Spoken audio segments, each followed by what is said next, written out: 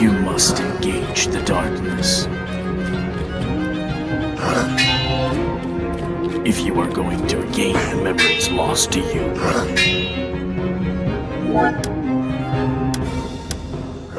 You must stay strong. A lone child's presence does not bode well for the circumstances. No one can pass. And inquisitive.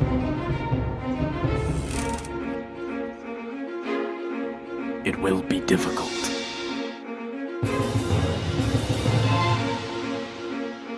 Well, that's just perfect.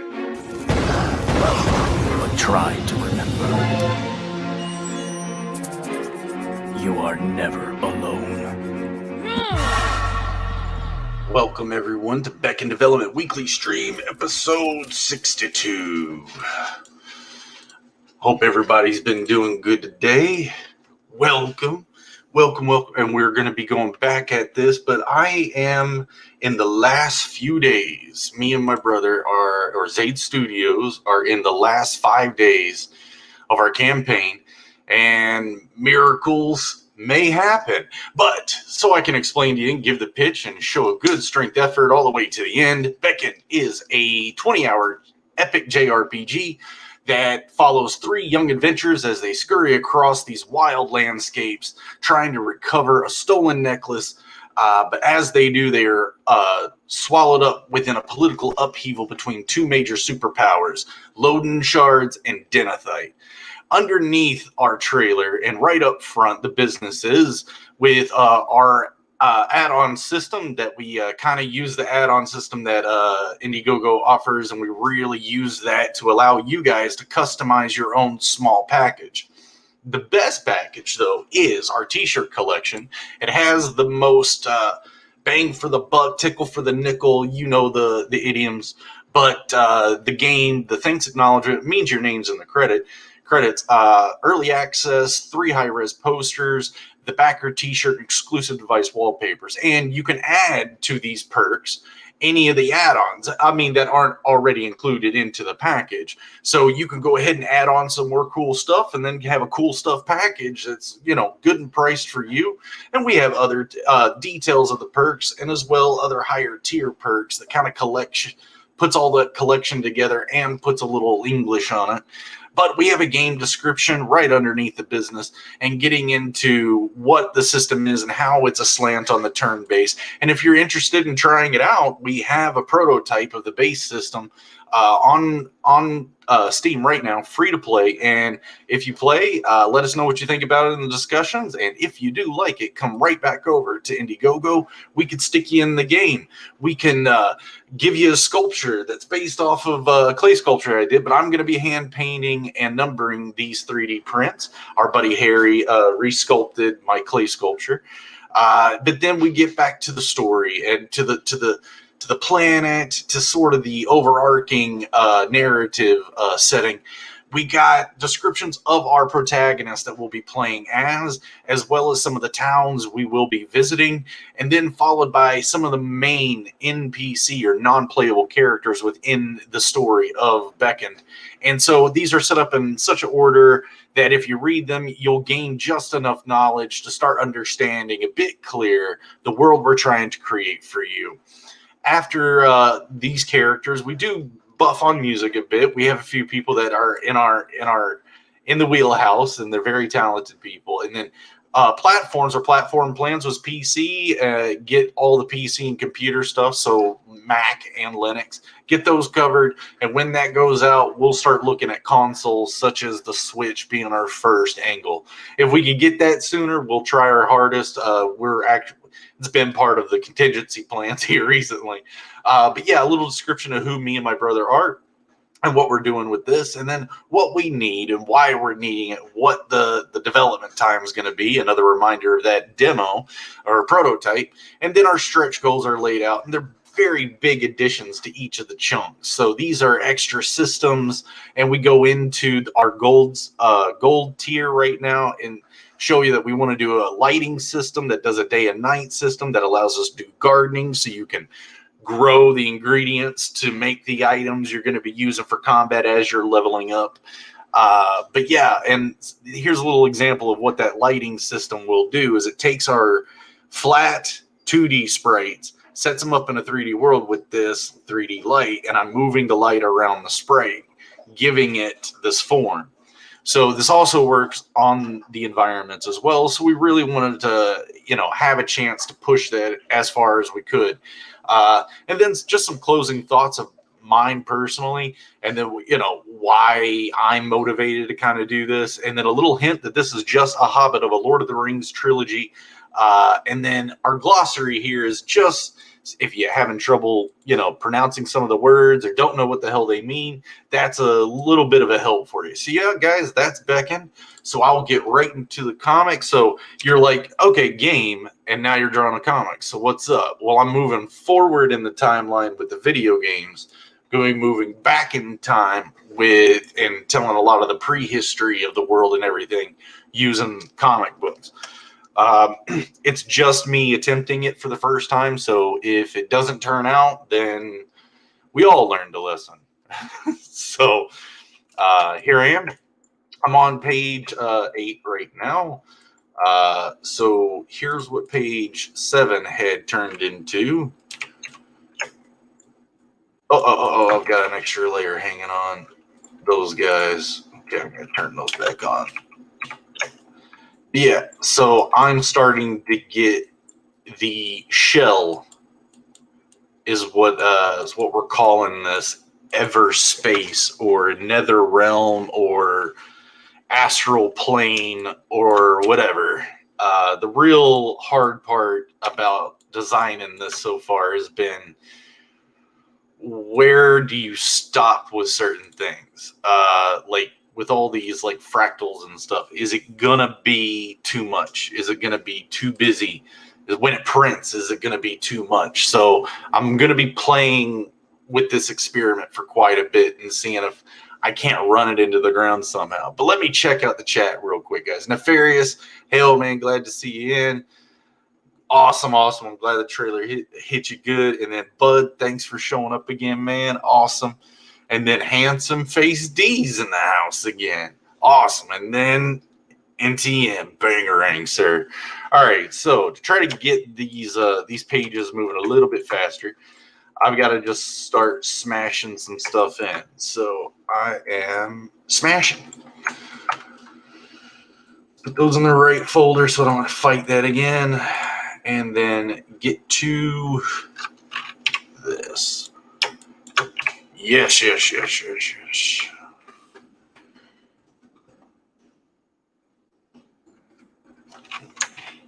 Noah's a regular now. I'm wondering what's tickling his fancy with me trying to draw a comic book. It's like, all right, I'm appreciating the help.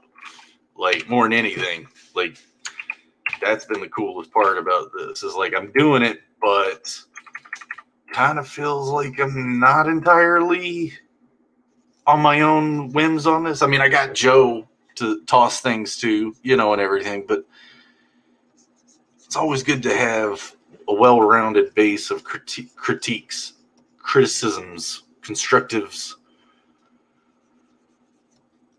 I could send you guys to a website right now that, they trash talk IPs for fun. And yes, I found my game on it. And I didn't know that that's what it was. So I was reading the description and totally the joke went over my head. And they just lay into it like Jeff Ross on a pop culture character. It was insane.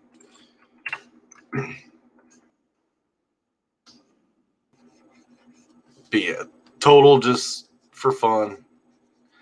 But I love that about like, I don't know. You need to test yourself sometimes, especially with things like that. It's like, because a lot of the times they could be saying things that you thought yourself. And it's like, okay, well, if you had that thought and they had that thought, maybe you need to look at it again. And again, you can only do that so many times before you're driving yourself crazy. So it's like, how much how much did it really sting? Can you let go of it and just kind of move along? And I don't mean anything too crazy. It's just kind of like the line in the sand of what constitutes a JRPG. That was an easy target for someone to kind of jump at and go, oh, this can cause something. It's like, nah, not if you're in the circles. Weeby, yes, but disrespectful, no. I mean, that's what the game type is. As what I understand it in the circles I've been in. And I've brought that up before. No one seems to argue it. But yeah, of course, I had to respond to him like an idiot. I don't know how many times I've told this story. Just sometimes it bewilders me how things just go, and I'm pretty tall.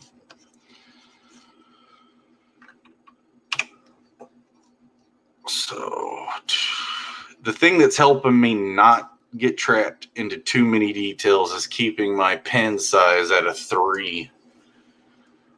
The zoom factor isn't necessarily for me to add details. It's just for me to keep clean lines and keep everything, keep the quality control moving. And then again, I'm supposed to just be thumbnailing, right? So I've got my form in there, so why not just move on to the next one, right? The next one's going to be more fractals, but some things are going to be happening within the fractals. I'm going to be emerging figures and stuff out of it. I'm just trying to, I was telling Joe, trying to play, I guess, with the technique of swapping positive and negative spaces. The idea came up about maybe some of you might not know what I'm talking about with this, but there were such thing as magic posters, and these are posters where you stared at them and crossed your eyes, and all of a sudden the image would appear in 3D. Like it's an illusion trick, you know, just using repetitious patterns to be able to. Yep, got to pull that guy out. Maybe. But yeah, the idea of using that as a means was because there's generators online, so I could draw an image as I would any other page and then drop them into the generators, and the generator hopefully would come out with a pretty cool image. And then if you crossed your eyes, you'd be able to see the image, you know, floating there. But then I was like, nah, it's gimmicky. Just draw, dude. I'm trying to draw. Yep. One time I don't start the stream. Or no, this ain't the one time. I just got to start moving.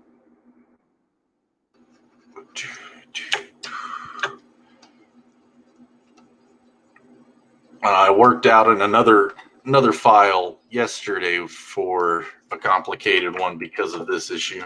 If you're watching, every time I'm like getting a few lines in there, it's wanting to hesitate on me. So, copy it. Boom.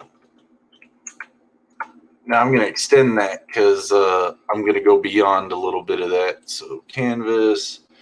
And I'm just going to go vertical. So, I'll stick it to, anchor it to the bottom. Raise the height to 1500. Boom. All right.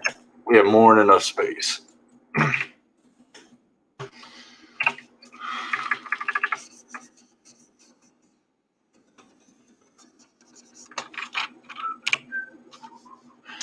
Now, he had... Right. I got to always be referencing this thing since I'm doing that.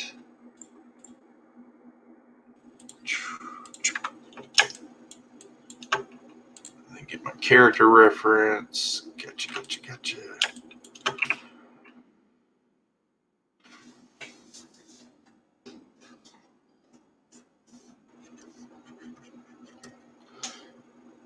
Yeah, I thought they were cool, but the interesting thing is there are some people, either they claim or they actually don't have the faculties to see them. So I thought that might limit the audience. Plus, it's very hacky. I mean, very hacky. Would have been fun though to try it out. But yeah, it's just draw it, man.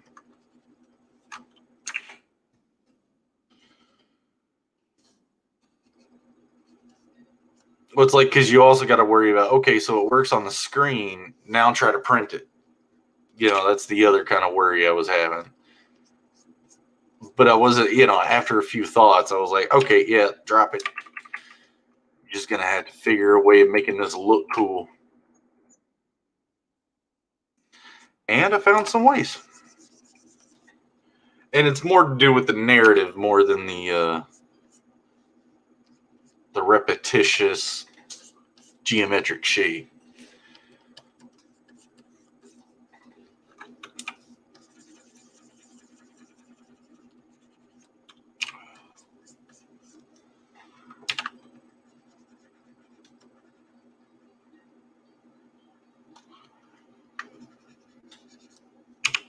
So there's this show that I watch quite often, especially when things start getting a little nuts. I'm always like, dude, I gotta giggle a little bit. So I throw on this show called Blarkin's Son. They have 2 seasons now, and you can watch them on YouTube. Hilarious. And the puppets, look, they are nightmare fuel. But it's funny stuff. It's good stuff. And so when D. Hausner comes in here, and I saw that that chin in that bubble, and then the name D in that show, one of the characters meets his neighbor for the first time. Is like, wow, you're gorgeous, and calls him, you surely looking like that, you have a name like, Todd or Dean. And, the neighbor's kind of like, no, it's Stacy. And it's like, oh, this is awesome. So when I saw you pop up, that flashed in my brain. So now I've just kind of said that every time you show up. Wow, handsome face, Dean. But I might need to explain myself after using that so many times now.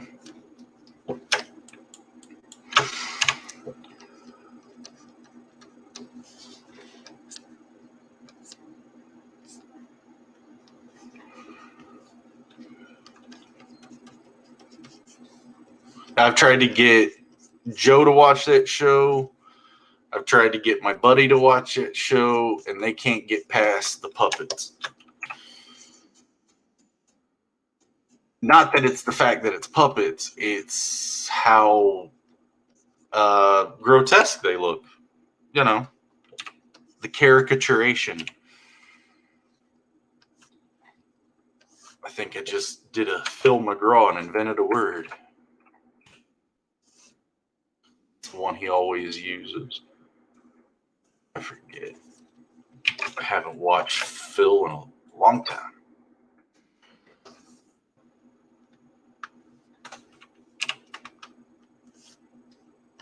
I think it was the year that How About That happened, and I was like, all right, I'm out.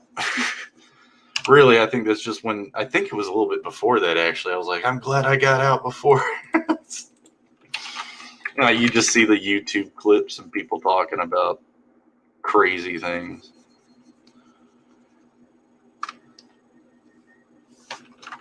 Okay, I got to work with that shirt a bit more.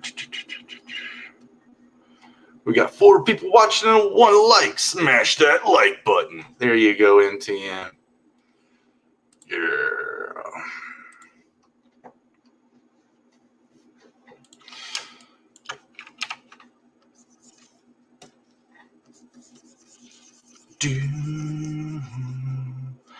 So yeah, what I'm doing right now, I guess that's the problem, is like I'm talking, but I'm not talking about what I'm doing. I'm drawing my character on an extreme, what's called worm's eye perspective.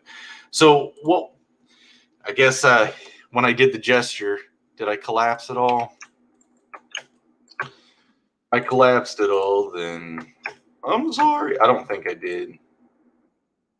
It should still be there. Yeah, okay. So let me turn off some of this other distracting stuff. And so I had to get my worm's eye perspective, lines to kind of pop up, and I've got a solid shape. Yeah, there it is.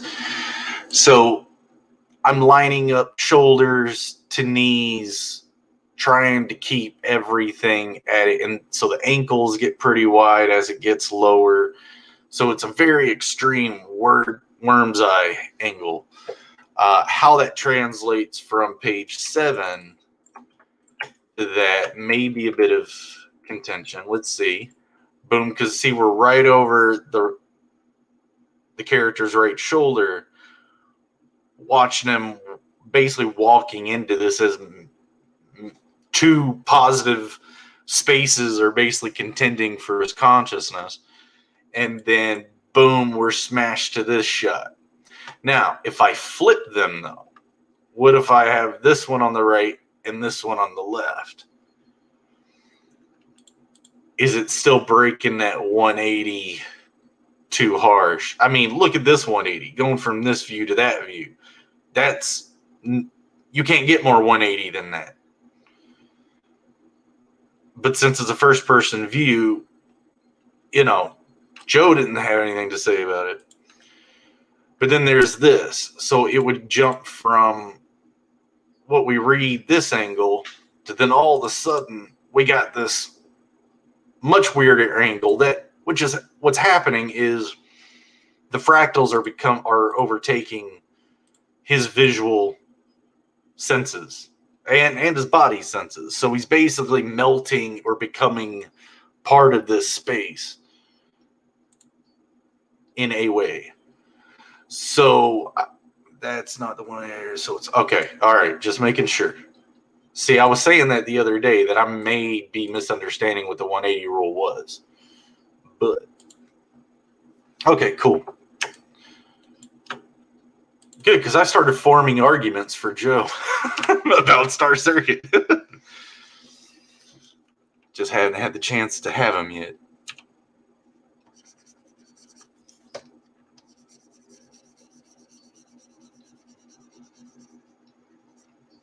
So I guess no arguments.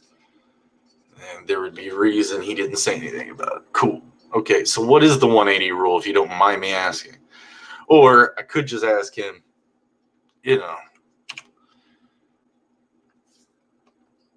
asking you to work for me when I can Google it.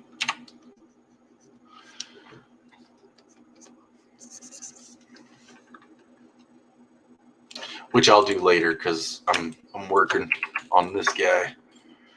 I'll get some of the main shapes and forms continued to lay on the form, and then we'll move to the next frame.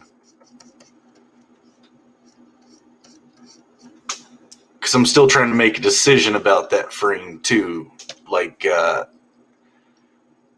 think I'm focusing very much, and already it could get repetitive if I keep showing images of the dude with his eyes closed, with fractals flying around. There's only so many panels I could do that before it gets stupid or boring or overused or a crutch if one would see it that way. So I've got to move past it. But that's where the next idea, the next trick comes up. So it's part of the narrative, and be throwing that in. Yeah, we'll be throwing that in. Character X on left panel, and they don't move. As a character. Oh, so that's why you're okay. Now I understand. Gotcha. Let's go ahead. You put a lot of effort into that. And I'll read it out. Character X is on the left, and character Y is on the right. In the next panel, if they didn't move, you'd want character X on the left and character Y on the right. And that goes back to what he was telling me, one of the corrections that NTM had asked me to do. And it totally made sense. It's basically, don't try to be Spike Lee between your panels. Don't try to swipe around too much. or I guess if you do, have building blocks throughout the panels, correct? You know, if you're going to be turning the camera to get this particular shot, you kind of want to gradually turn the camera between the panels,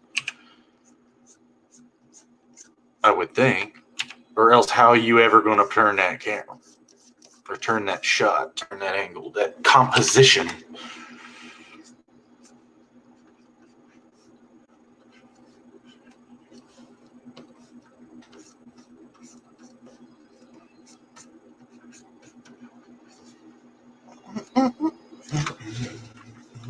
Now, if I'm doing Worm's Eye, guess what that means about all my ellipses?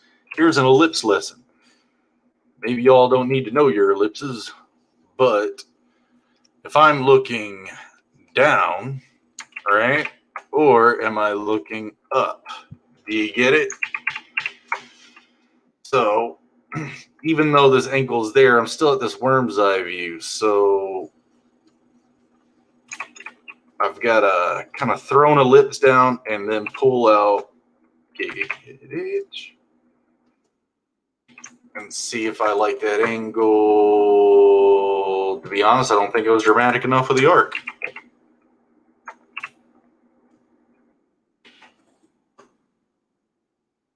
Somehow that works better for me.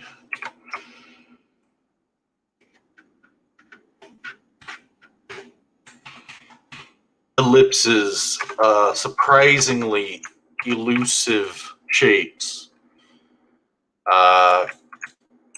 When I was at SCAD. So the teachers made sure we understood why our ellipses were all messed up. Perfect circle will fit in a perfect square, so you don't need to draw a circle in perspective. Draw a square first, and then draw the circle inside the square, and make sure it's in. Okay, NTM, comics, and knowledge. But yeah, same idea.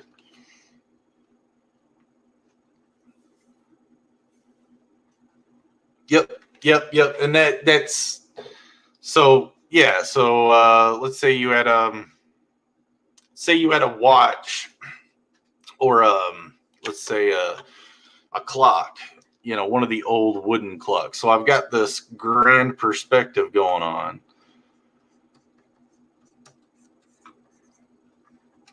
I think I would need to be a little bit more slanted to get that. But anyway, like he's saying, if you want a circle to look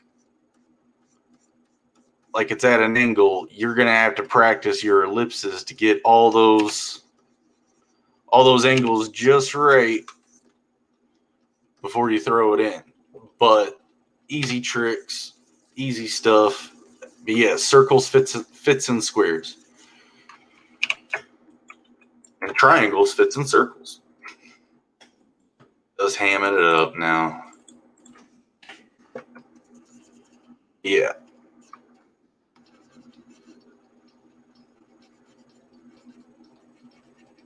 So, NTM, when are you going to write your art book? Joe, or article? Because Joe found out, I think about a year ago, he was writing how to draw articles.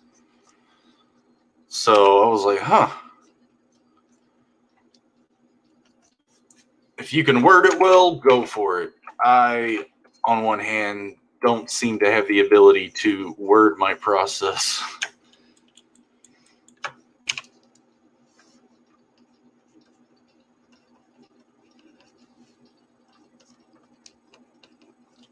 I could just tell you what I'm kind of thinking in the moment. Have that as a collective representation. And I'm still not 100% sold. I mean, this... Okay, no. All right, messed up. Now I know why my instincts told me to go over it. Because that leg is foreshortened. Because it's stepping. Boom.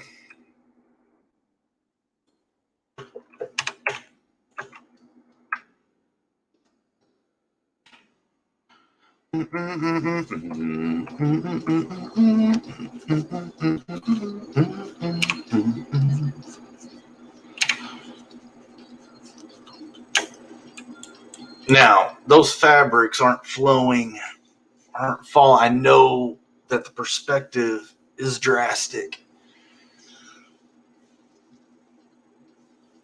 I do believe it could be this leg is not large enough.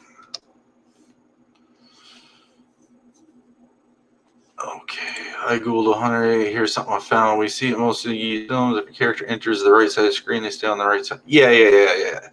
This helps create a sense of space to the viewer and suddenly we see a shot where that character's here. I'll just pop it up for everybody. It becomes a reverse angle. Oh, I better not read things that aren't on the screen. This creates a sense of space for the viewer. If the line is crossed, suddenly we see a new shot where the character is facing the opposite direction or is on the other side of the screen. It becomes a reverse angle, and it can royally screw you with our perception of the scene. Like I said, it feels like you're on a roller coaster or one of the tilt-a-whirls. I'm not good enough to know how to draw stuff. Yeah, that's what I was saying. Make the bottom leg bigger. That's where I was at. Yeah, right before reading your comments, that's exactly where I was at. Oh, now come on, Christmas.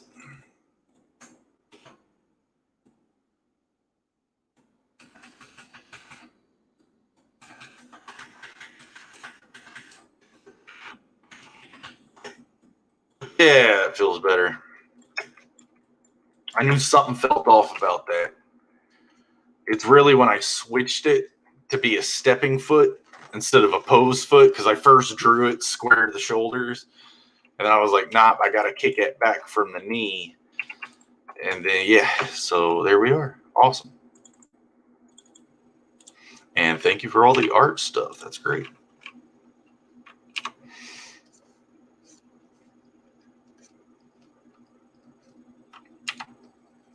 Like, I was a punk kid learning art because I was always doing art, so it was second nature to me. So by the time I was hitting high school and stuff, these fundamentals about certain things, like I know fine art, but like comic art, there's so much different stuff to deal with it. So I had to learn to stop being a punk about things and be humble to try to be like, just throw yourself out there, learn this stuff. You know, you don't know everything, and cool tricks amass real fast when you're open like that. And then it's fun, you know, to discuss other things with people too, you know. So a lot of these things people, you know, when they were first done, oh, that's a trick, but then it becomes a standard, you know. So maybe that's why part of my side here is like, I got to play with these fractals somehow. It's part of my story, you know. Tuning to the shell is a big part of the world building, so I've got to spend at least a couple pages on this. So how do I make that interesting? Well, to see a real fractal, like a Mandelbrot set, you would pretty much understand, well, you can't really hand draw that because then it's not a fractal. It's just an image representation of one because they're computer generated on the most part because of the mathematics and the graphing. So I'm trying to be creative and giving you the same sensation looking at a fractal wheel with all the details and maybe the seeming symmetry of it all. But aware that it's totally just a drawing. I'm limited with certain effects, but then I'm like, no, you're not limited. You got Photoshop, dude. It's like, yeah, I got Photoshop, but I can't over rely on it. So, like I said, this whole scene here is pretty experimental to me. I mean, Joe was saying, you know, there's some of Jose Garcia's stuff that seems very abstract with his backgrounds. So, you know, looking at some of that stuff, and I was like, yeah. And then I looked at some other examples too. But here I am trying this out. So my whole point here is to try to get this figure looking pretty solid. We'll slot him into place in the scene and see if those details pop out from behind one of the fractal designs. My thought is it won't. It'll be drowned out, which is kind of the point, but I got to make that look good. So first off, I got to see what it's doing wrong and then adjust to it. Because I don't think the idea is bad. I just think it's all about execution. So when that's the thing, then iteration becomes the next part. So how's the best way to throw that out there? You know.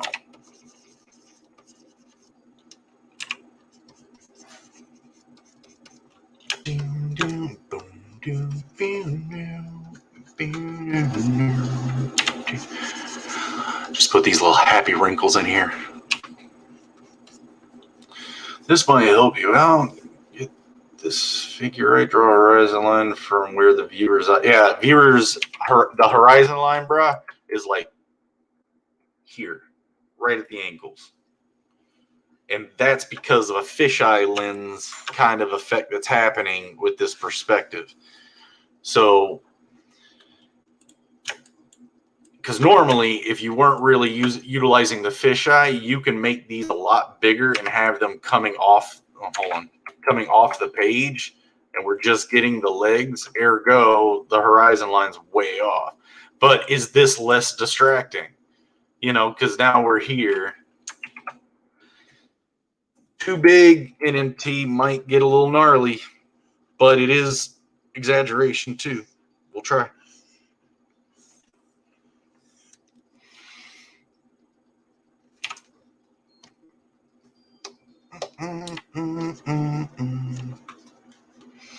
Hey, shouldn't the same thickness of one leg's closer to us than the other. So this one's a bit further back. That's why we needed to enlarge this one. What am I not grabbing? Oh, I gotta merge all these. Okay, cool.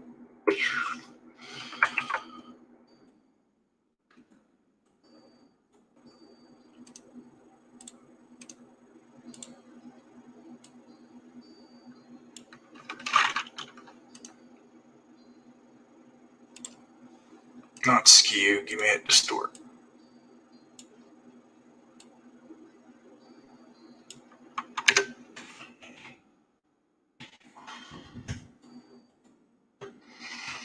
And see again, does it look better with the feet off or less distracting? I thought it did. But now these just feel like that's super elongated.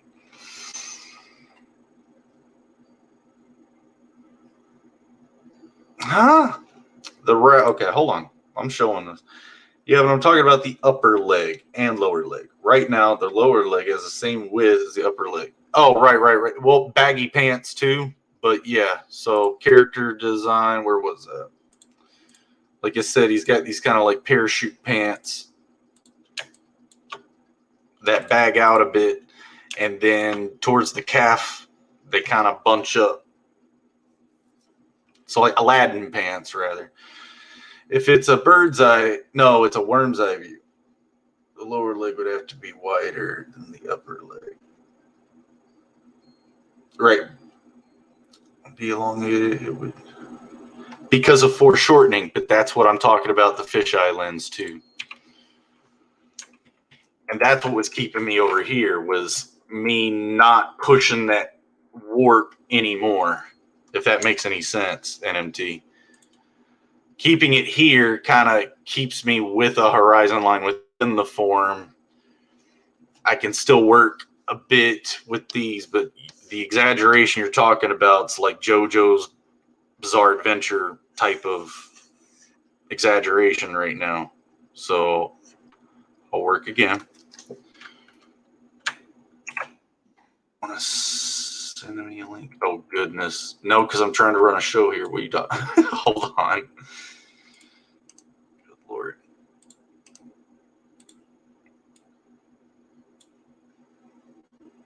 And the whole thing is you're watching me do this with the manipulator rather than redrawing it, because mean, I can redraw it. Don't have any problems. I'm just sitting here trying to wonder if there's a quick way I can still preserve some of my artwork. And then there's always the, well, what takes longer, doing the manipulation or redrawing it? Sometimes when you got those figures good, you've got them in good, you don't want to lose them. Okay, hold on.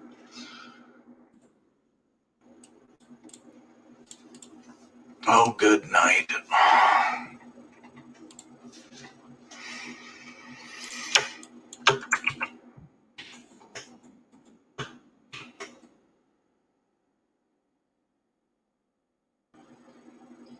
See, I think having the feet out of the shot is less distracting. But if we're right next to the foot, NMT is right that it's going to have to really start to get nuts right around these areas with that wart. He's a little right about some of that. I just don't want to go too far with it.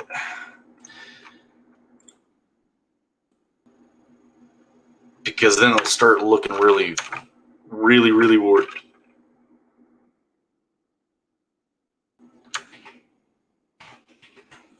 We will be having to retain the figure within this form too, so with the shading and stuff.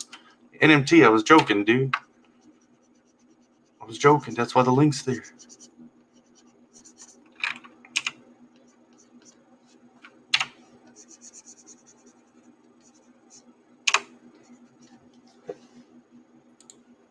What up, Noah?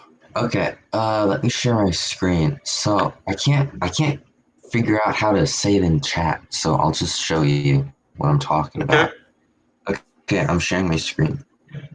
So, hold on. Yeah, you're totally right about the thighs thing. Yeah. Okay, so I'm sharing my screen. So, we're looking up at the guy, right? Mm-hmm. So, his leg's a cylinder, right?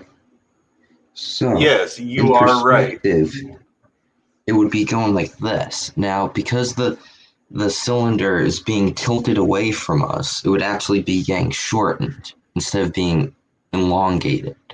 So what I would say is make the hamstring spot, above the knee, make this spot shorter because it's being turned away, and make sure you have this where down here, even though you have those like puffy pants, the puffy pants still follows this form because the puffy pants are around this form.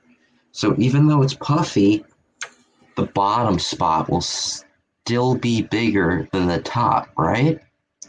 So I'm not saying it's a over exaggerated. I'm saying I think thinking in cylinders is not necessary. Like I think in triangles. There's different ways of looking at this, but the thought is that no, that's a rectangle. So what I mean is that your thigh muscles, your thigh, I mean, depending on what your builds are, usually your thigh's a little bit larger than your from your knee below. Even with these monster calves, you're still dealing with a smaller or thinner cylinder than what you have in here. So when I'm asking you to throw your contours in to make a leg within those cylinders, and then the thigh part of the pants are what's bulging out, and then right underneath the knee is where they collapse, kind of like Aladdin in the movie Aladdin, his poofy pants. Right. So what's happening is we're going back and forth. You're right, but I'm throwing in ingredients on it that actually causes maybe these design issues, or like that's not right. This needs to come out a little bit more. So okay, so you're saying basically the puffy pants stops at the knee? Yeah. Okay. Can you bring your screen back up? Yeah. I can see what you have. Oh, sorry, my bad. Wrong one. So right here, I'm taking your input. So with a different thing, because you bring up a good point, and I'm not, because of how thin it is right in here, I didn't kind of exaggerate much more of what that is, but then I'm kind of overcompensate what's happening down here. And if I start going too far with this exaggeration in relation to those shapes above, it starts getting really JoJo Bizarre Adventure. So what I'm missing that I'm seeing here that could be causing a little bit is I went in really close to that kneecap again to kind of show that that anatomy underneath. But if I'm going to be talking about their baggy pants, and then we're still in that issue that, well, the baggy pants are up there, but it shuts down towards the knee. So Okay, so can you go on another layer and do that horizontal line for where the eye view is, just so I can make sure I'm, picking up where you see it? And that's probably not even it. It's probably even lower than that. Okay, so if it's there, then there's a fisheye lens happening for us to be seeing the top of the floor because our focal point is actually all the way up, like off the page. What's a fisheye lens? What does that do? Do you know, have you ever seen like skateboarder videos, how it kind of bubbles the image? Oh, so you're trying to do a fancy thing. Uh-huh. Yeah, because otherwise I would just grab that character and pull it just into frame, just like that, and not kind of worry too much. It's just when I start getting below the ankles, that's where the horizon line needs to pop up, and that's where it starts to get a little messy with the way you read it. I mean, with the way I read it too. Like I'm saying, I'm like, it's right there. But that's why I was showing my perspective lines earlier, was the plot points for those perspectives. All three of them are off the page, like horribly, warped. If you understand the perspective, I'm sure you do. I don't mean to sound patronizing, but you're throwing all your angles in, and so you got your 1 point. You got to get your second point. I'll rotate. Get your second point in there, and then go ahead and get your third point in. This is just a very crude way of doing it. But then in this 3 point, the intersections, you start seeing those 3D cubes popping up, right? And now you have the space to kind of play with. So that's kind of, I did it with one layer because I was just drawing a character from the head down, pretty standing straight up. And then when I made the decision to kick the knee back, like as if he's stepping, right? Because I just drew him square at first, and I was like, okay, that looks good. But I'm like, yeah, but Noah was talking to me about movement, and I wanted, is he still moving at this point? Well, yeah, he's still moving. Okay, so I gotta kick that knee back. Okay, so he's walking right now in this panel? Yeah, so this... so on his, on his right leg, the leg that's being bent back, I would say make the top of the leg also be going back a little bit, because right now I can't tell. And also there's a tangent. There's a tangent with the other leg right now. Okay. That cloth thing is going straight up into that line that you have there, and it's kind of making my eye kind of freak out. Where, here? Yeah. Okay, no. Not here. No, go to where like the two legs meet. So no, the legs. So you see where they meet? Yeah. So up in the torso where the crotch area is. No. Okay, so you see, go to the right leg, right? You see that line that's kind of by his crotch, like the inside of his leg? Yeah, that line. That looks like a tangent right now. What do you mean by tangent? Please help me with the words your comic book share my screen. Come on, okay. Because so you have the one leg which is being bent back, and you have the other leg, and then you have a line going like down here for like a cloth thing. Oh, you're talking about how the lines four forms start to line up, and it's tripping your eyes out. Yeah. So I'm saying make it so that doesn't yeah. line up. Yeah, for sure. Yeah. Yeah, gotcha. And then the only Man, other thing I I'd think say, they call that a tangent. I hope that's an actual, like, there's a definition, because I know tangent is in mathematics. yeah, So yeah, is that it's an kind of what they're actual referring to?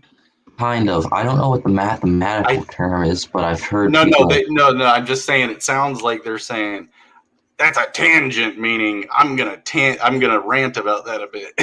You know, like trying to figure out what the word syntax is. It basically just means like two lines are kind of like melting into each other, and you can't tell the different, and you can't see the difference in the form. Yeah, this is looking better. And then the only thing I would say is was good. Yeah, the only thing I would say is do not do that fisheye thing, because it doesn't really work in comics too well. It's gonna trip people's eyes out.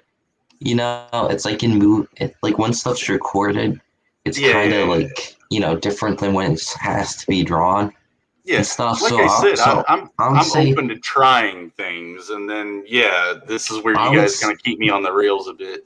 Yeah, you gotta try and like not do like like really weird stuff where it like distorts stuff a whole lot. Sorry, it's my subject matter right now, kids. So I'm kind of stuck there. Well, if it is, then you gotta do it. But that's what I'm saying, when you go to wait. So part of the story is that everything's becoming distorted? Yes. Oh, in that case, distort everything. Here I am thinking you're trying to do an upshot or something, and then I'm like, why is he making a fisheye lens thing? To be fair, I want to be as correct with the anatomy as possible, but the fisheye subliminal trippiness to your eyes, that's kind of intentional. Because when I get the fractals and stuff on there and start using the colors, and the colors are fighting two positive spaces, you've got the one world that I'm drawing like a normal image, but then you've got this other meta space that's like fighting for the same like view, like spot. So you'll let me bring it up real quick. Maybe maybe this is like Joe saw. Was like, this is cool. So you can see how I've got this design, and it's going in front of things, but then behind things. Or here it is, and it's actually going behind something. It's further back. I'm really playing with your perceptions. Your eyes are going to whack out because the space. Well, why didn't you say that, man? Because I still love, like, because I still know the image needed work. And I believe heavily that if I'm too close at it or too close to it, I can't see it with the fresh look that you're giving it, or you know, D is giving it, or anyone else is. So I always kind of I'll follow you into the dark, you know, and then once I start picking up some things, like, guess what I just learned? Tangent. What? Oh yeah.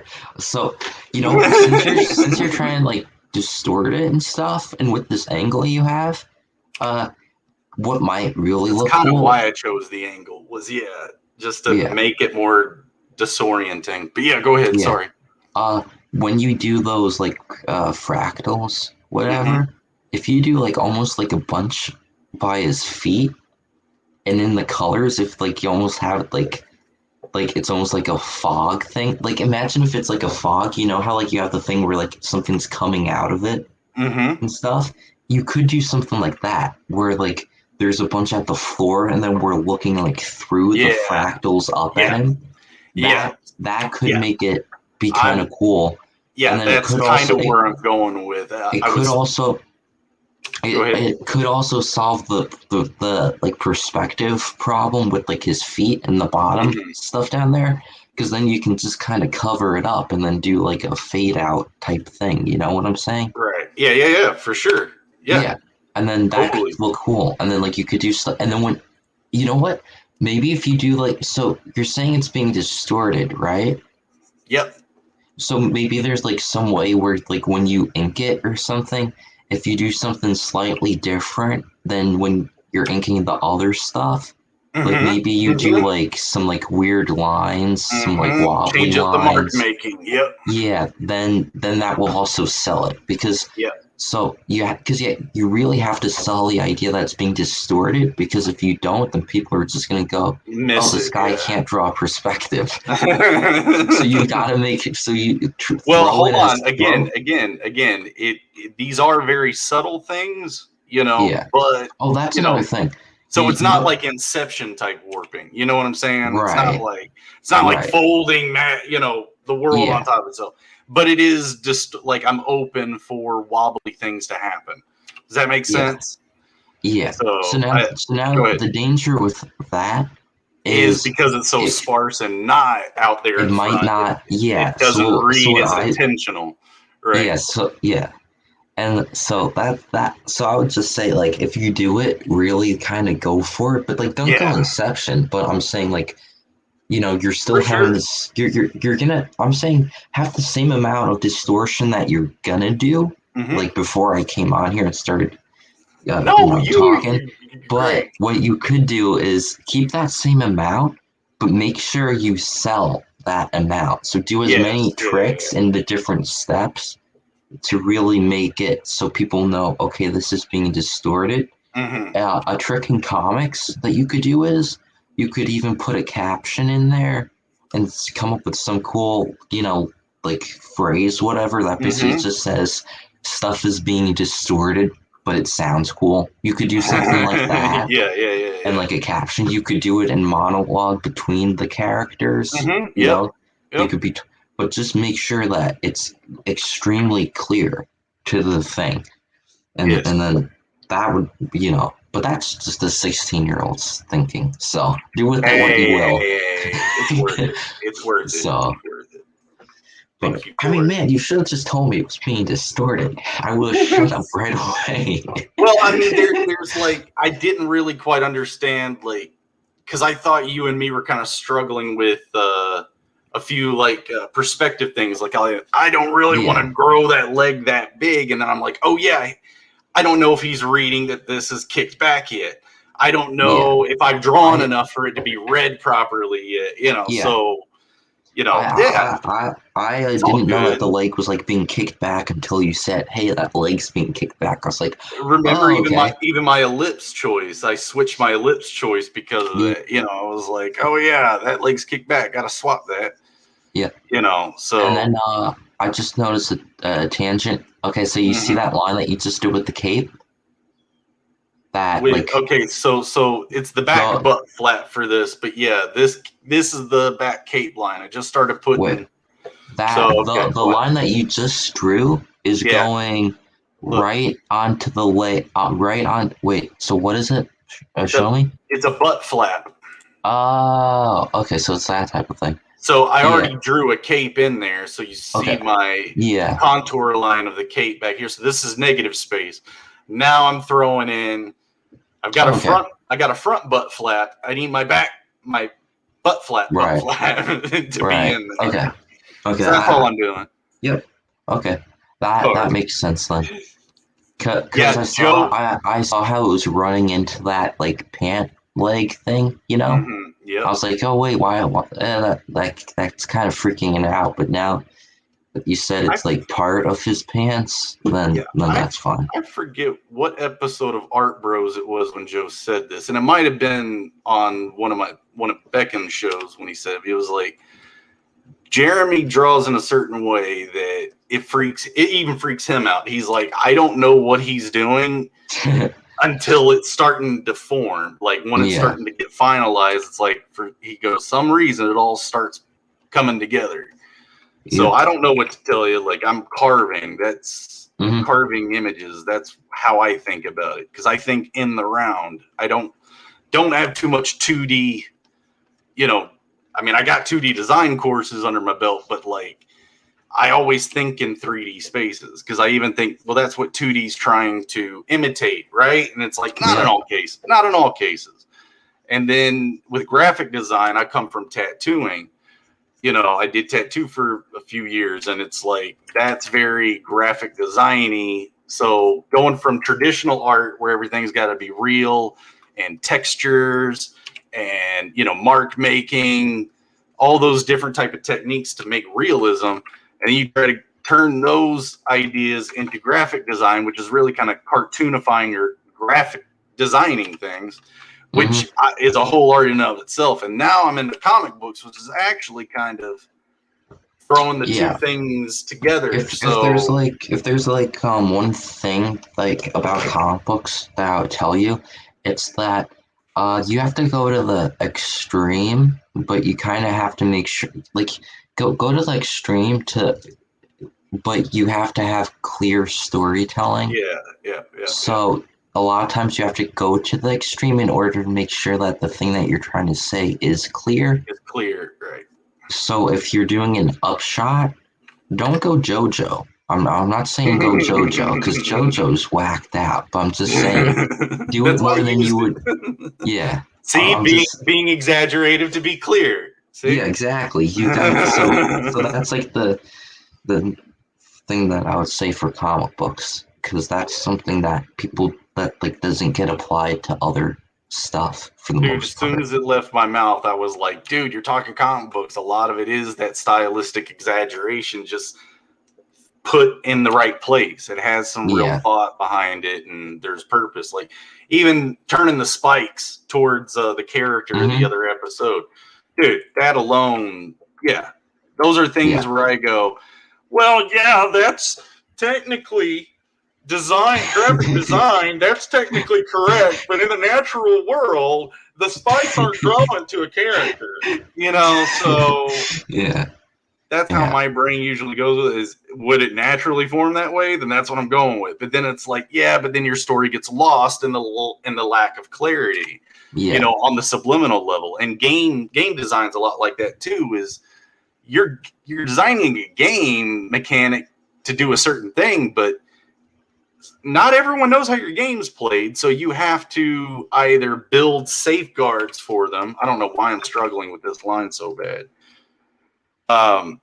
You put up safeguards for them, or you program things to kind of guide them along the way. You gotta help people understand what's in your head.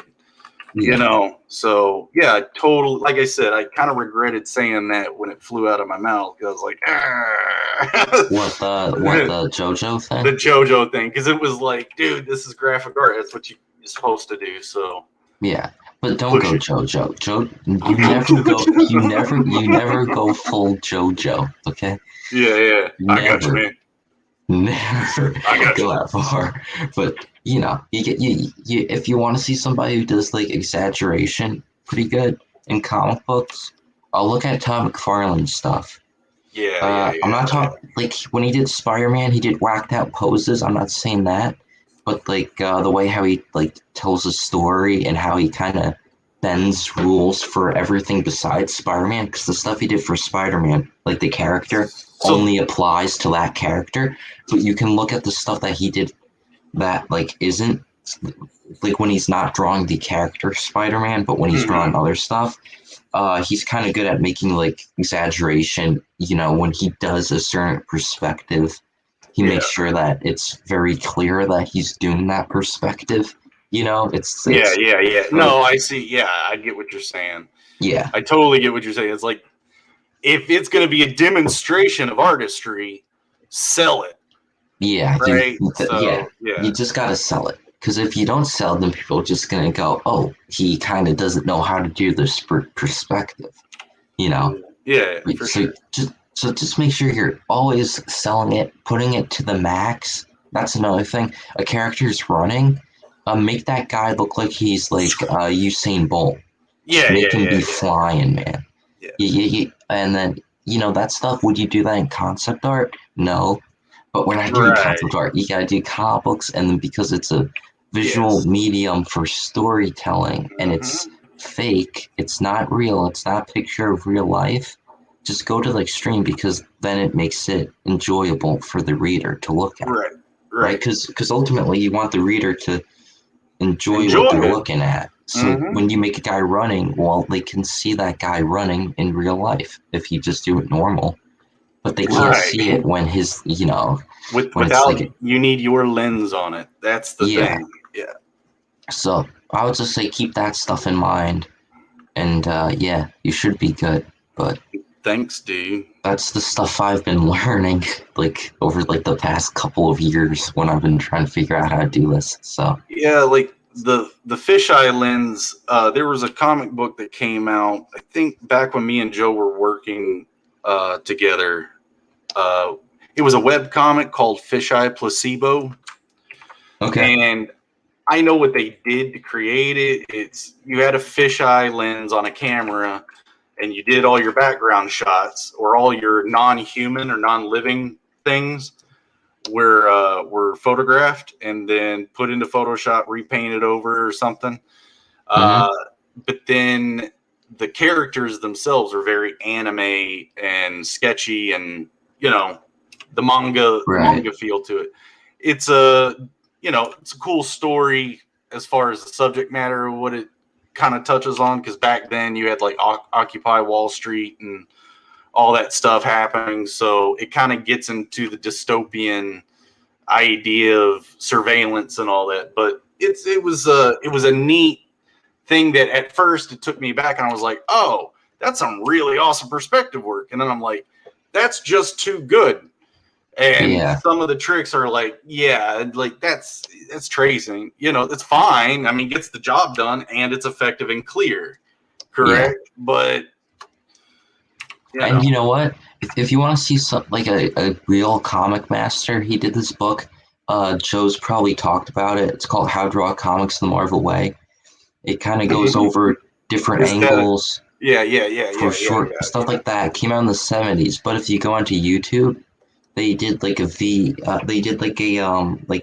VHS thing, and somebody uploaded it to YouTube. Oh, And cool. they talk about different angles, and this guy, he's like a master. Like I'm gonna everybody, when they check that talk out. about when everybody talks about like one of the great artists of comics, it's John Buscema, who was the artist for this thing, and he goes over the angles, and you can actually see how he draws it with those angles and Yeah. stuff like that. That way, then you can get an idea of, okay, so how extreme do you go in that angle? Right. There was So another thing, the book Joe had that was about dynamics, the Dynamic Art Bible. It was like the first one, I think, that this one artist was making, or it might be the very first book on how to draw dynamically, or how right. to add that dynamic angle to it. I remember him ordering the book. I've never saw the book, but Right. I would love to pick that from Joe sometime too. Yep. But yeah, I mean, you can watch me as I'm even doing the ellipses. I'll do these weak things that go, no, that's not enough. Go that, Yeah. So for my process, I'm not afraid of being wrong. I'm afraid of calling it finished when it's not right. You Yeah. get what I'm saying? Yeah. So I'd just say, like, if you have, and like the videos, like I think it's like a total of like 40 minutes long or something like that. I'm So gonna you have can to check check it that out. I want to. And if you don't even take anything away from it, at least you get it, see Stan Lee's humor, because he's cracking it up in there, man. And then like the artist dude, he just can't real. He's like barely tolerating it. He's like, man, get a load of this guy. And then Stan Lee's just there making quips and trying to sell comic books. Like he tries to sell a comic book to you like 5 times. He like roasts DC, and he's like, make mine Marvel, blah blah blah blah. It's like the funniest thing. So you should check that out. But That's yeah. awesome. Well, thank you, dude, for helping me. I mean, hey, you helped me with the orangutan, dude. So. Well, yeah. Well, you're now paid up. Okay, great. How much should we send our next streamline? No. That's not what I meant. I enjoy your help. I'm joking. Okay, I enjoy your help. So I learn a lot, dude. Yeah, but yeah. So now, see, this is one of those things. Is now that I got the figure in there, until it's really lit, I won't see how it contrasts against the effect. So I may have to do other things like take more areas out of the effect. If it'll work right now, come on Photoshop, because we're now back into that big folder, so it might Yeah. not read. But I basically Man, take my why- eraser. Hold on, Go ahead. why don't you just have a separate file for each page? Because I'm gonna break it down into that. I'm going to. I You're need going to I should. what are you waiting for your computer to crash? Then you'll do it. Like, man, just take one of those folders, It's like when copy people, it. people like, hey, you should go to the doctor more. Go to the dentist more. I'm just joking. I'm just joking. Just Yeah, joking. but just create like a new file, call it Yeah. page 1, and take Yep, the and just folder grab from 'em page over, 1 and yep. paste, and then you can still have all your layers, you Yeah. know. You're right. You are totally right. But then your I computer told you won't I'm wild. crash. I told you So- I'm wild, dude. Yeah, man. I mean, and if you don't have it fixed by the next stream, I'll have to DM Corey and get him in here to yell at you. Oh, now you know my weak point. Okay. All right. All right. That's getting broken down tonight. All Yeah. right. But, Thank you, Noah. yeah. Thank you, everybody, for showing up. Scoots didn't show up this time. That's all right. And then Nefarious and everyone else. Noah, again, thanks, bub. And then Bud, thank Yep. you, dude. Good to see you, too. And I'll be doing this again tomorrow. So, yay! I got to get all that set up right. So Yep. Noah doesn't go telling on me. You're going to tell Yep. people anyway. no, You're no. like, hey, man. I mean, well, I'll tell Corey to come on here and harass you if you don't do it. Let's just say that. No. Imagine Corey shows up to your front door with a bunch of bogans, and they're like, "Fix those layers." But Don't be anyway, coming to my house with no bogans. yeah. But I'll be get seeing ya. Blousecroft out here. All right. I'll talk to you later, man. Yep. See ya. Later. And guys, see you all later, too.